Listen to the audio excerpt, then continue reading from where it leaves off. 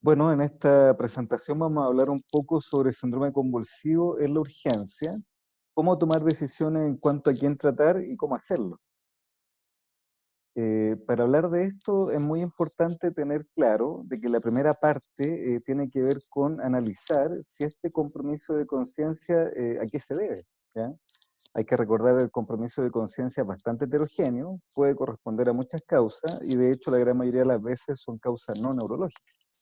Entonces, el primer axioma, ¿cierto? Descartar las causas comunes, como una hipoglicemia, un síncope, que pueden ser potencialmente graves. Y lo segundo es hacer un diagnóstico diferencial y dentro de ese diagnóstico diferencial ver si es que esto corresponde con un cuadro convulsivo.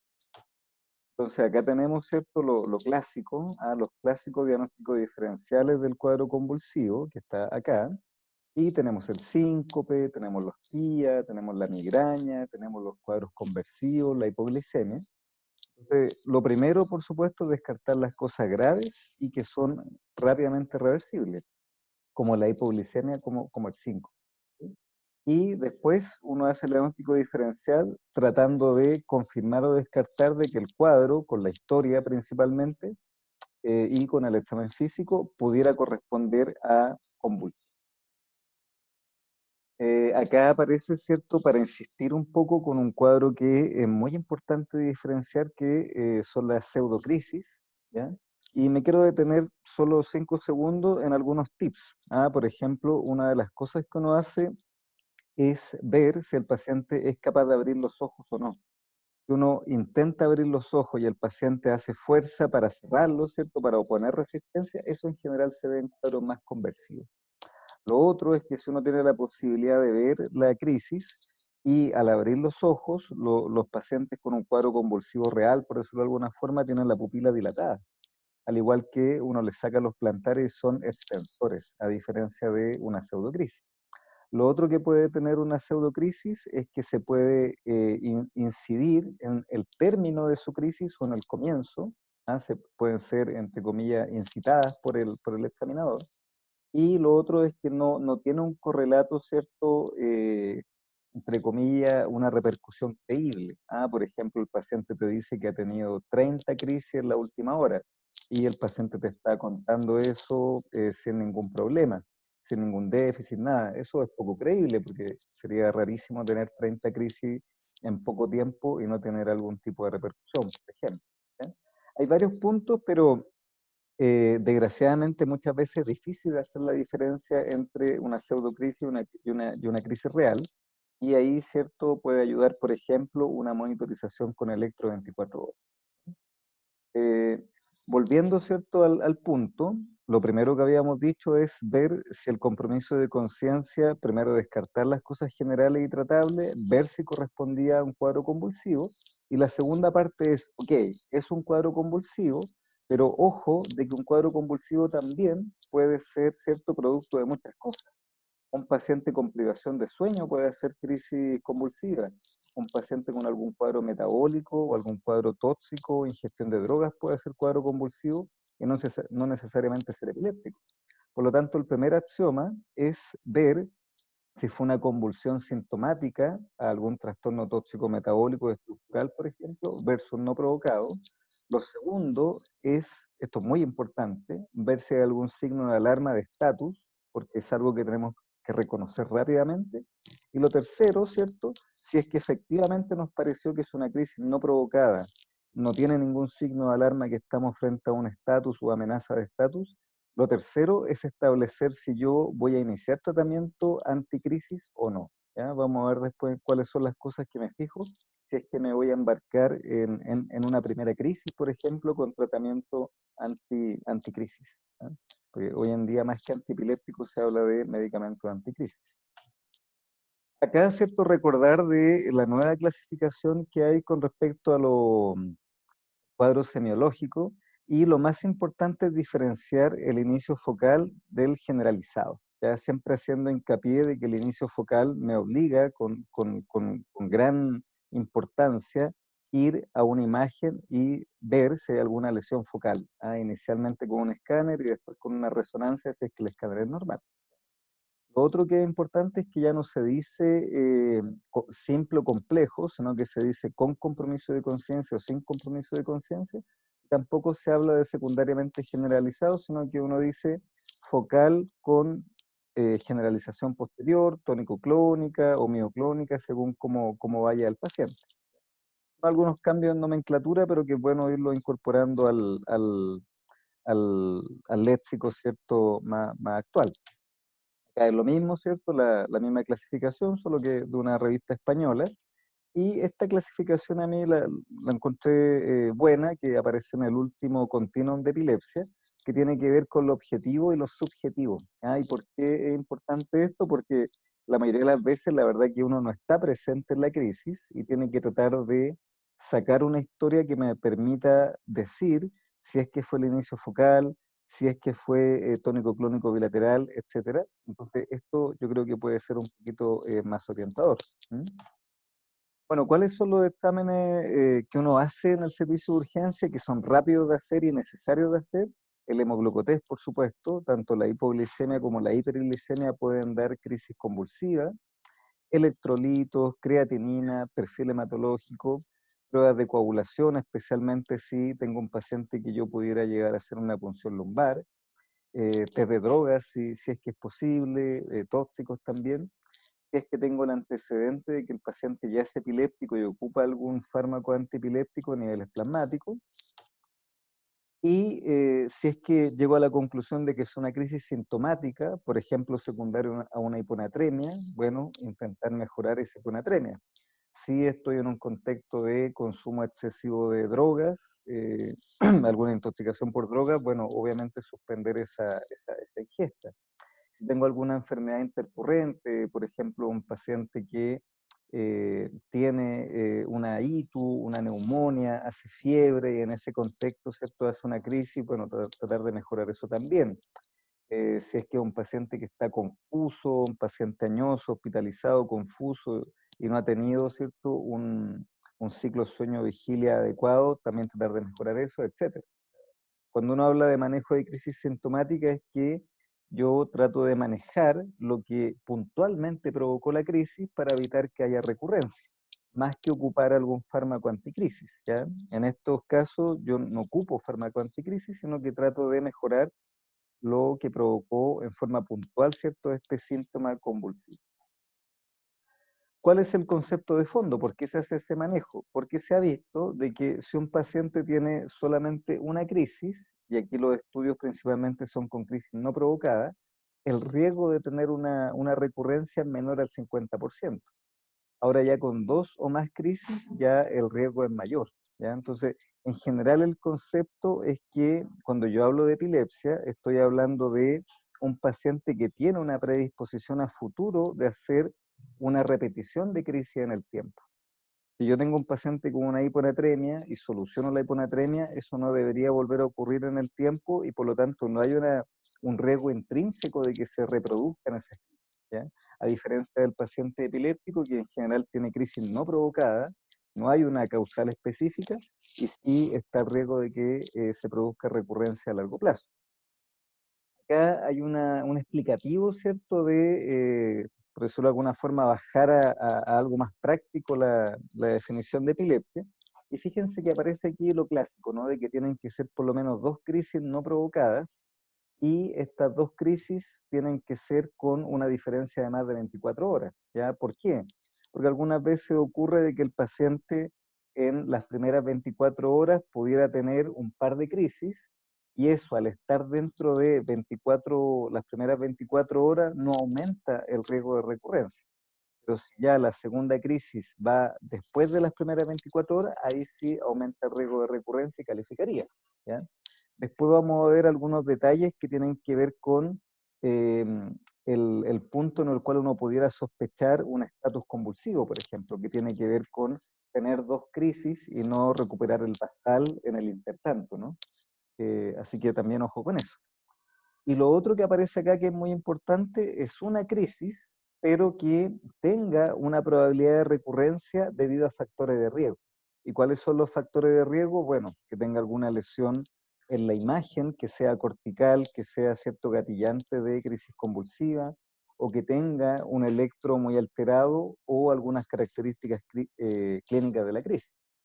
Lo otro que también se ha colocado es que sea parte de un síndrome epiléptico. Por ejemplo, si yo tengo un paciente que está dentro de una epilepsia mioclónica, tiene una electrocompatible con eso, con una sola crisis yo puedo hacer el diagnóstico.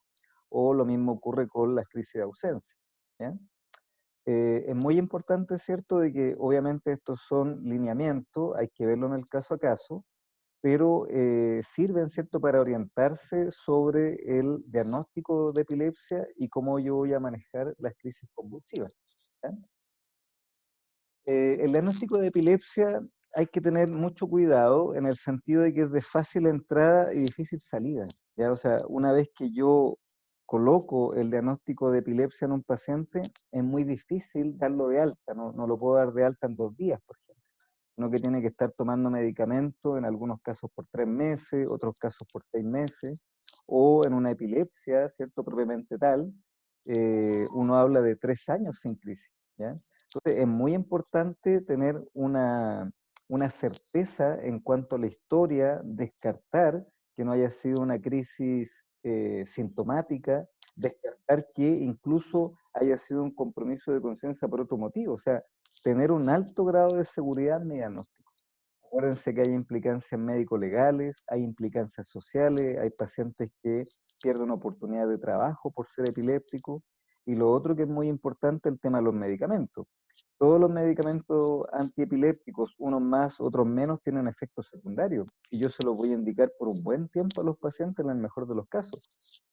Por lo tanto, el diagnóstico de epilepsia, insisto, tiene que ser de seguridad clínica, puesto que es de difícil salida, ya es difícil salirse de ese diagnóstico.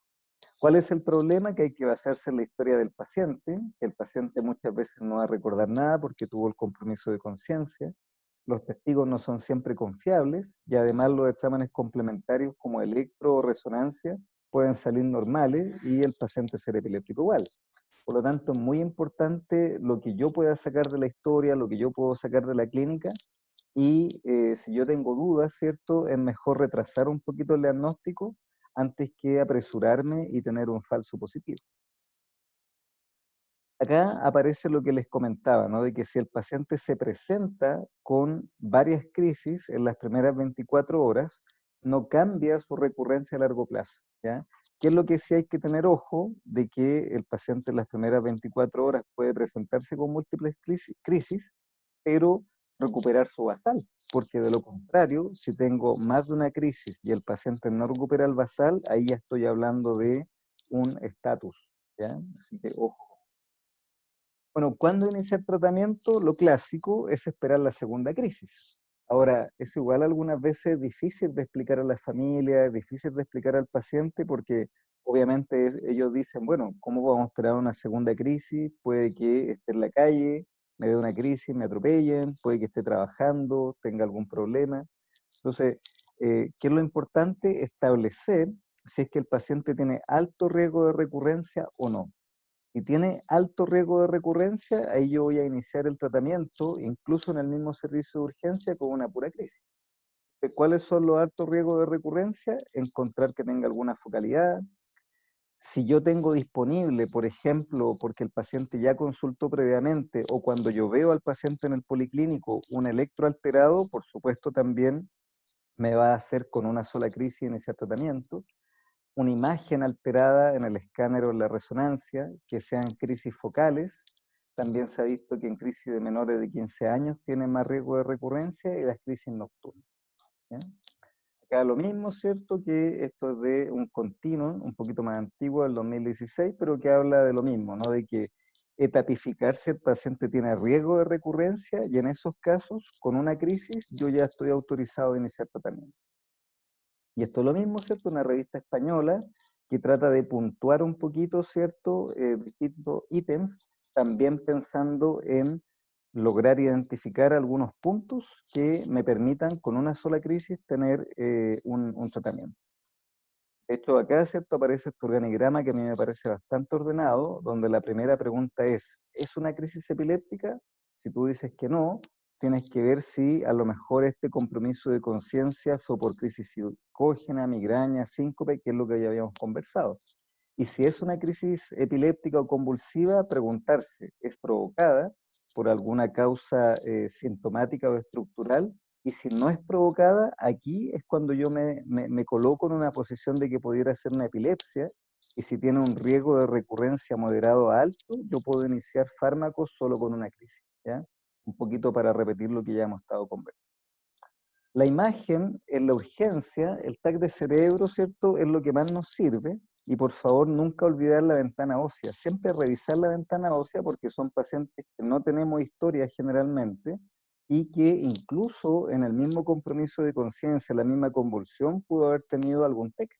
Por lo tanto, siempre hay que revisar la ventana ósea. ¿Cuándo yo voy a pedir una resonancia? Cuando yo tengo duda diagnóstica o cuando estoy sospechando, por ejemplo, una encefalitis autoinmune o herpética.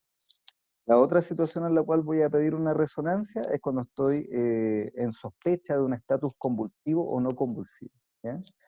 En resumen, en la gran mayoría de los casos, con un escáner inicialmente es suficiente, salvo ciertas de estas situaciones puntuales. Y lo otro es que obviamente yo voy a enviar a hacer la imagen asegurándome que el paciente ya ha vuelto a su basal. Ya si el paciente no ha vuelto a su basal, no es el momento para mandar al paciente a imagen, que pudiera ser que esté en estatus no convulsivo o un estatus sutil, y obviamente tengo que manejar eso antes de tener la imagen. Por supuesto, no hay que enviar al paciente imagen si está inestable o si todavía, ¿cierto?, está con respuesta motora, si todavía está en la crisis. Acá, por ejemplo, aparecen algunas imágenes que es muy importante decir de que una imagen alterada no necesariamente va a explicar un cuadro convulsivo. Esta imagen de acá es bastante cortical, extensa y perfectamente me puede explicar una crisis convulsiva, a diferencia de esta lesión aquí en el brazo posterior de la cápsula que no va a provocar crisis convulsiva. Y acá esta lesión en tronco también es difícil, ¿cierto?, que provoque crisis convulsiva. Así que ojo con eso. Una cosa es que el escáner esté alterado, otra cosa es que esté alterado de forma que me pueda dar una crisis convulsiva.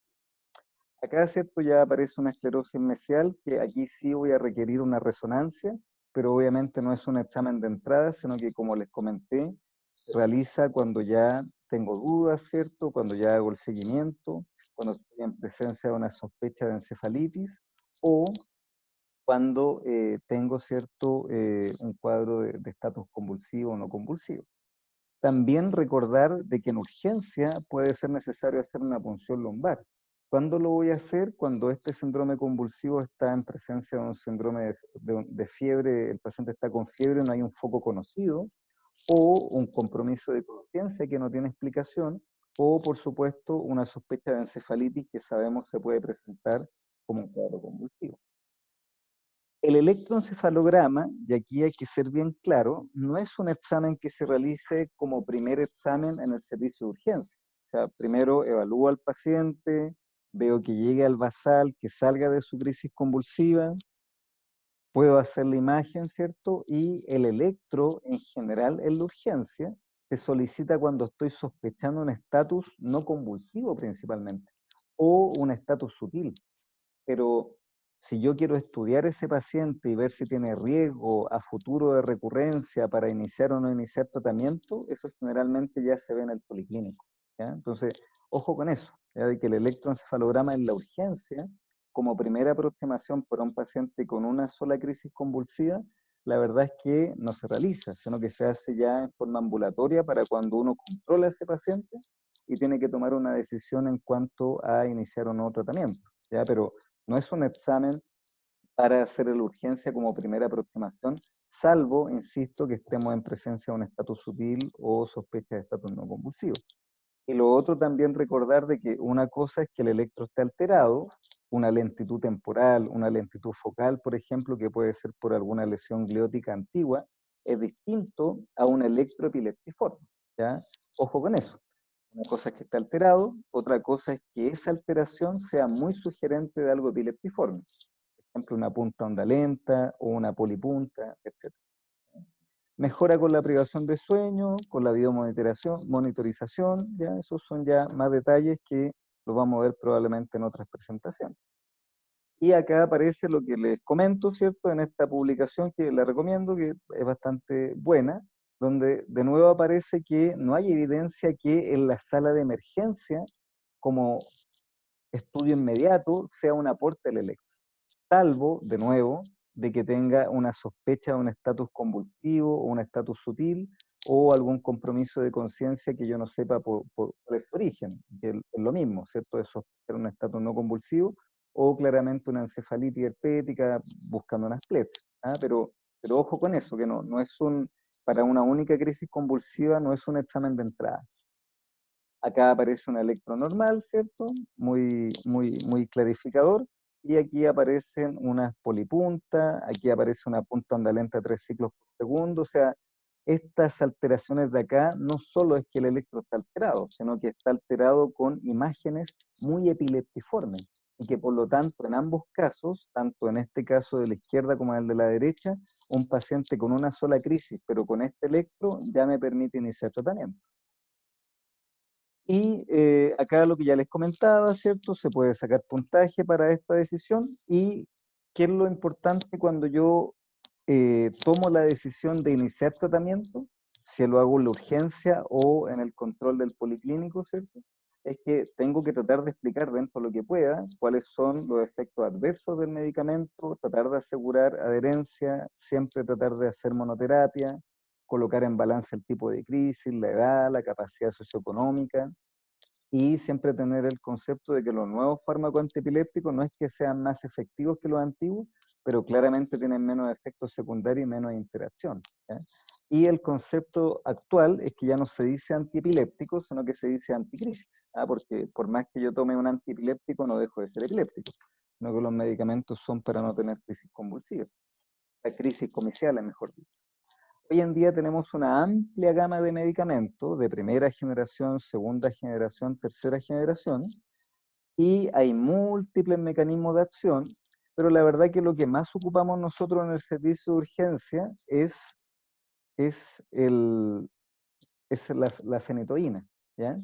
Y es muy importante tener el concepto de que cuando yo ocupo medicamentos, obviamente que pueden tener interacciones, por lo tanto, cuando inicio el tratamiento, tener ojo con que el paciente esté ocupando taco, esté ocupando anticonceptivos, terapia antirretroviral, porque mientras más antiguos, entre comillas, sean los fármacos que voy a ocupar, los clásicos, por ejemplo, carbamazepina, fenobarbital, fenitoína, ácido valproico, van a interactuar con estos medicamentos. Por lo tanto, ojo con eso, cuando yo decido cargar a un paciente con fenitoína, por ejemplo, tengo que tener claro cuáles son los medicamentos que ocupa el paciente porque probablemente va a interactuar. Y claro, hoy en día se están descubriendo otros medicamentos como el perampanel, ¿ya? Porque se ha visto de que todos los fármacos tienen sus efectos secundarios. Por ejemplo, el levetiracetam tiene muchos efectos secundarios psiquiátricos que ha limitado un poco su uso. Lo otro que les quiero recordar son los síndromes de hipersensibilidad, donde lo más importante es que los pacientes hacen fiebre y rash. ¿Y por qué quiero detenerme aquí? Porque si yo tengo un paciente que hace una reacción adversa a la fenitoína, por ejemplo, tengo que tratar de cambiarme de familia y pasar a los nuevos anticrisis, ¿ah? Como la motrigina o la levetiracetam. ¿Por qué? Porque hay reacciones cruzadas. Si yo ocupo fenitoína y el paciente tiene alergia y después ocupo fenobarbital, termino de sensibilizar y el paciente puede hacer un Steven Johnson. Entonces, es muy importante cambiarse de familia si es que hay un rash o alguna lesión de la piel, ¿ya? Así que ojo con eso. Acá de nuevo, ¿cierto? Lo mismo que es una revisión de una revista chilena, ¿ya? Ahora, ¿cuál es el manejo general y qué es lo que hay que decirle al paciente? Obviamente toma correcta de medicamento, evitar el abuso de alcohol, mantener la hora de sueño. O sea, si yo indico una carga de fenitoína en la urgencia e inicio tratamiento ahí, o en la primera consulta en el policlínico, siempre recordar dar las indicaciones generales para que el paciente tome en forma correcta el medicamento. Especialmente no olvidar esto en la urgencia, porque obviamente uno está un poco apurado, hay poco tiempo, pero siempre hay que darse el tiempo para esto y decirle al paciente de que si hay rash o alguna alteración en la piel, debe consultar y suspender el medicamento, siempre, ¿ah? Con cualquier antiepiléptico, pero mucho ojo con la fenitoína. Bueno, ¿cuáles son las generalidades del tratamiento? Más que nada saber qué fármaco no ocupar. Por ejemplo, en la ausencia se ocupa el ácido valproico, la motrigina, la levetiracetam, y saber que no hay que ocupar fenitoína, no hay que ocupar carbamazepina. Lo mismo para las mioclonías, ¿ya? Para las crisis focales y generalizadas, la verdad es que ahí uno prefiere, por ejemplo, en las focales comenzar con carbamazepina, pero se podría ocupar también fenitoína, valproico, levetiracetam, etcétera. Igual para las generalizadas se ocupa clásicamente ácido valproico, pero como tiene comorbilidad y reacciones adversas en mujeres y embarazadas, se puede ocupar perfectamente la motrigina, levetiracetam, ¿ya? Insisto que acá lo más importante es la ausencia, en no dar estos fármacos igual que la mioclonía, no dar fenitoína. ¿Cuáles son casos especiales de profilaxis que sí está autorizado ocuparlo? Tenemos, ¿cierto? La encefalitis herpética generalmente se ocupan fármacos antiepilépticos, especialmente si hay compromiso del seno sagital superior, o sea, si hay compromiso del lóbulo temporal, disculpen. En el TEC también se tiende a ocupar profilaxis, especialmente si hay lesiones yuctadurales, como un hematoma epidural o un subdural, o hay hemorragia subaracnoidea asociada. Y en accidente cerebrovascular, aquí sí no está demostrado el beneficio de la profilaxis en general, salvo casos donde hay hemorragia subaracnoidea, por ejemplo, hemorragia subaracnoidea de la convexidad, o, que aquí me traspapelé, en la trombosis venosa cerebral, especialmente cuando hay una trombosis del seno sagital superior o cuando hay un infarto con transformación hemorrágica, ahí en general uno deja profilaxis, ¿ya? También hay casos especiales que son los pacientes con niveles plasmáticos bajos, que lo vamos a ver a continuación, y el delirium tremens, por favor, preferir benzodiazepina, ¿ya? El principal tratamiento son benzodiazepinas por sobre fármaco anticrisis. Lo otro que hay que tener ojo, que hay pacientes que en forma continua uno sabe que van a tener trastornos metabólicos y en algunos casos se dejan fármacos, ¿cierto?, anticrisis para prevenir esta situación, especialmente si tienen alguna lesión estructural. Pero puede ocurrir de que yo pronostique o vea de que el paciente no está bien manejado metabólicamente y pudiera ser una causal para dejarle antiepiléptico. Aquí, como les digo, hay que hacer una pequeña atención con las convulsiones post-accidente cerebrovascular. En general, tienen que tener un correlato con que haya una lesión cortical. O sea, si tengo un infarto lacunar, la verdad es que es muy poco probable que eso vaya a generar una crisis convulsiva. Se dividen en crisis agudas de menos de 7 días de evolución, ¿cierto? Una crisis, y cuando tienen se produce después de los 7 días. Si tiene solo una crisis única y está en el periodo agudo de menos de 7 días, yo solamente lo observo. En cambio, si el paciente tiene esa crisis, pero después de los primeros 7 días, ahí va a depender de la lesión. Si yo tengo, por ejemplo, una lesión cortical extensa, un TASI, y el paciente hace una crisis a las 2 semanas de haber tenido el accidente vascular, ahí sí uno inicia tratamiento, ¿ya? La trombosis venosa cerebral, como ya les comenté, especialmente cuando hay una obstrucción del seno sagital superior o infartos venosos, se autoriza, ¿cierto?, el dejar profilaxis o iniciar tratamiento solo con una crisis en agudo. Y la hemorragia subaracnoidea también generalmente se deja profilaxis y si el paciente tiene una crisis en agudo, también se tiende a tratar. Acá hay algunos scores que se pueden ocupar, tanto para hemorragia como para infarto, y que la idea, ¿cierto?, es que en la medida en que el paciente tiene una lesión más cortical y con un volumen mayor, obviamente que va a tener más riesgo de hacer crisis, ¿ya? Así que se lo dejo acá para que lo puedan revisar. ¿Qué pasa con los pacientes con niveles plasmáticos bajos? ¿Ya? Esto es bastante común, es la causa más común de descompensación de pacientes epilépticos. Hay que corroborar los niveles subóptimos y esto hay que tener mucho ojo con la fenitoína. Si el paciente efectivamente no se estaba tomando la fenitoína, eso igual tengo que tratar de confirmarlo con niveles plasmáticos. Algunas veces ocurre que uno toma mal la historia o no está bien el antecedente y el paciente ha tomado fenitoína en forma normal y uno lo carga sin saber que los niveles estaban bien y puede intoxicar al paciente con fenitoína. Por lo tanto, es muy importante sacar una buena historia, corroborar que los niveles plasmáticos están bajos, está con niveles plasmáticos, ¿cierto? Para no tener problemas y como les digo, incluso uno puede equivocarse y intoxicar a un paciente con fenitoína. Y lo otro que hay que tener ojo con la carga de fenitoína si se decide es preguntar obviamente que el paciente no sea alérgico. Eh, Obviamente el paciente puede estar comprometido con conciencia, pero si tiene algún familiar que te da el dato, obviamente tratar de sacarlo, preguntar dirigidamente. El paciente tiene una epilepsia con mioclonías o uno clínicamente vio, ¿cierto?, que era mioclonía lo que tenía el paciente, evitar la fenitoína igual que en las ausencias, pechar, como les digo, intoxicación por fenitoína, porque paradojalmente una intoxicación por fenitoína da crisis convulsiva. Y lo otro que hay que tener ojo con la fenitoína es cuando tiene alguna arritmia, porque puede generar, como voy a decir, como vamos a ver a continuación, alguna complicación. La carga de fenitoína, ¿por qué se ocupa? Porque es rápido, amplio espectro para crisis focales y tónico-clónica. Insisto, no dar en ausencia ni mioclonías porque puede ser contraproducente. Tiene efectos secundarios, pero se prefiere la vía endovenosa porque rápidamente el paciente queda cargado. Está muy disponible en hospitales públicos, pero cada vez más tenemos la alternativa, ¿cierto?, en algunas unidades críticas de ocupar levetiracetam endovenoso o ácido valproico cuando no se puede ocupar fenitoína. ¿Cuál es la carga de fenitoína? 15 a 20 miligramos por kilo, no más de 50 miligramos por minuto, con monitorización cardíaca. Y por ejemplo, para 70 kilos, uno deja 4 ampollas en 500 cc de suero fisiológico a pasar en 30 minutos, siempre con monitorización cardíaca. Y como les digo, idealmente medir niveles plasmáticos previos y posteriores.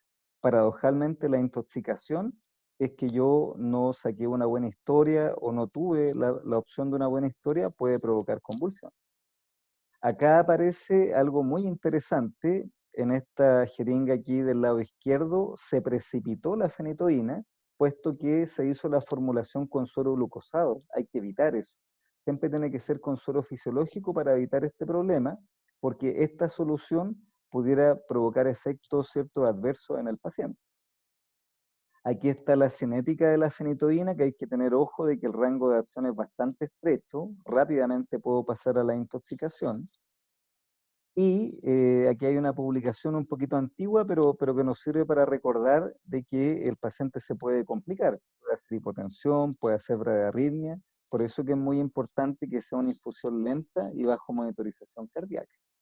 Y lo otro que les quería comentar es que salió hace poco este paper donde se compara la infusión de ácido valproico con levetiracetam con fenitoína y andan más o menos igual, en términos de seguridad y en términos de efectividad. Por lo tanto, la verdad es que teniendo la opción de ocupar fenitoína se debe tomar, pero obviamente con los cuidados, y si no puedo ocupar fenitoína, tener la opción de levetiracetam endovenoso o ácido valproico. Ya terminando, ¿cuándo tengo que tener ojo con una crisis convulsiva? Cuando el paciente no vuelva al basal. Si no vuelva a su basal, cualquiera que sea el basal del paciente, siempre hay que sospechar un estatus no convulsivo. Y lo otro, que si el paciente tiene más de una crisis y de nuevo no recupera conciencia, también pudiera ser un estatus convulsivo sutil. En estos casos, sí es muy importante, si tengo la sospecha, tratarlo como un estatus y tener la posibilidad, ¿cierto?, lo antes posible, de tener, por ejemplo, un electroencefalograma, en estos casos. Acá, ¿cierto?, aparece el diagnóstico de estatus, ¿cierto?, operacionales, que tienen que ver con 5 minutos, es tónico-clónico, en contraposición, ¿cierto?, a la definición donde hay un daño estructural ya, que son 30 minutos. Bueno, ¿cuáles son las conclusiones entonces de esta pequeña presentación? De que el compromiso de conciencia es heterogéneo y que siempre tengo que tratar de descartar las causas generales y que pueden ser de riesgo vital como hipoglicemia y síncope. Una vez que yo he descartado las causas generales, ver si la sospecha clínica por la historia, ¿cierto? Y por mi evaluación clínica va a ser de una convulsión. Y si es una convulsión, determinar si es una convulsión sintomática o no provocada. Si es una convulsión no provocada, definir la pertinencia de iniciar tratamiento anticrisis, que puede ser en la misma urgencia o puede ser en el primer control del policlínico. Y siempre, si es que el paciente no recupera su basal, tiene más de una crisis y no recupera conciencia, siempre tener la ventana abierta de que pudiéramos estar enfrente de un estatus común.